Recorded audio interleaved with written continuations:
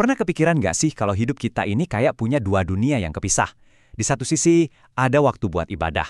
Nah, di sisi lain, ada sisa waktu yang banyak banget yang kita anggap biasa aja. Tapi gimana kalau ternyata dua dunia itu sebetulnya bisa nyambung? Yuk kita bedah bareng-bareng.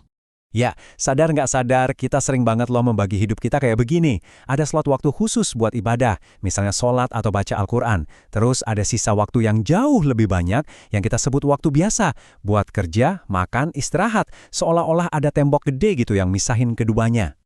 Dan kalau kita mau jujur nih, kan sebagian besar waktu kita sehari-hari habisnya ya buat aktivitas-aktivitas biasa ini. Akibatnya apa?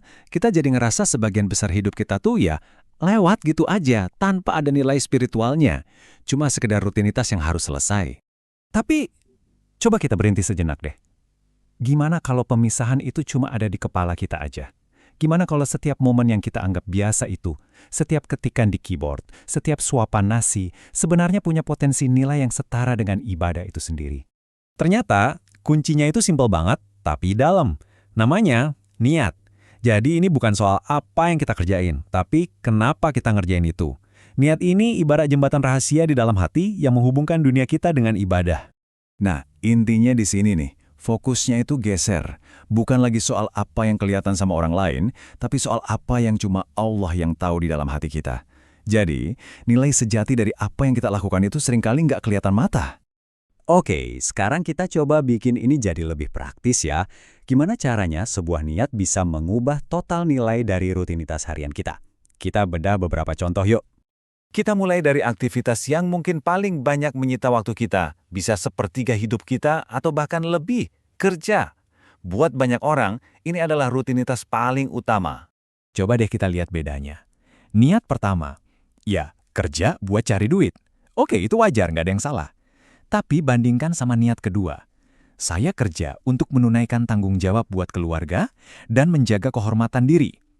Pekerjaannya sama persis loh, mejanya juga itu-itu aja. Tapi nilainya di sisi Tuhan, wah itu bisa beda jauh banget.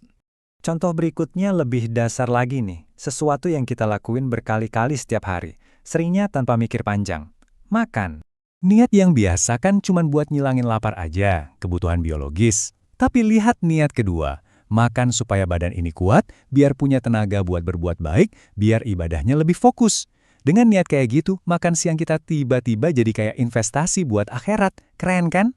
Jadi perhatiin deh, nggak ada yang berubah dari luar. Meja kerja kita sama, menu makan siang kita sama, satu-satunya yang ganti itu cuma sesuatu yang nggak kelihatan di dalam hati. Niat kita. Dan ternyata, itu yang mengubah segalanya. Contoh terakhir di bagian ini, mungkin yang paling bikin kaget. Istirahat. Betul, bahkan tidur pun bisa jadi ibadah. Kalau nggak ada tujuannya, istirahat atau tidur itu ya bisa kerasa kayak malas-malasan aja. Tapi, coba deh kita niatin sebagai cara buat ngejaga amanah tubuh ini, biar besok bisa seger lagi buat kerja dan ibadah.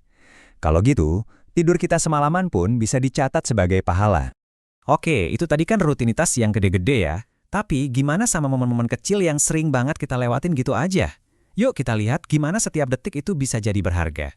Terus, gimana dong sama hal-hal yang kelihatannya sepele, momen-momen singkat yang kayaknya nggak penting-penting amat? Ternyata, prinsip niat ini berlaku juga di sana.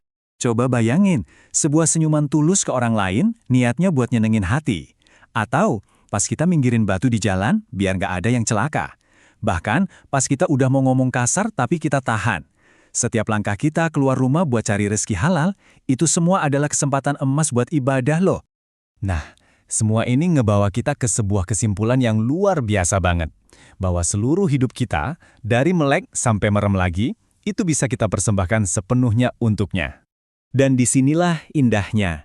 Islam itu nggak nyuruh kita ninggalin dunia buat ibadah. Justru sebaliknya, Islam ngajarin kita gimana caranya membawa nilai ibadah ke dalam setiap sudut kehidupan dunia kita. Jadi semuanya nyatu, jadi sebuah pengabdian yang utuh. Jadi pesan utamanya sebetulnya sangat melegakan. Kita nggak harus nambah-nambahin jadwal ibadah baru yang berat, cukup dengan ambil jeda sebentar, terus benerin lagi kenapanya, dibalik semua hal yang emang udah kita lakuin tiap hari. Dan sebagai penutup, coba deh kita renungkan ini. Seringkali perubahan terbesar dalam hidup kita itu bukan datang dari aksi-aksi heroik yang dilihat semua orang, tapi dari bisikan niat kecil di dalam hati yang diam-diam mengubah nilai dari segalanya. Jadi pertanyaannya sekarang bukan lagi, hari ini mau ngapain ya? Tapi, hari ini kenapa ya saya melakukan ini? Kira-kira niat baik apa nih yang mau kita pasang hari ini di setiap aktivitas kita?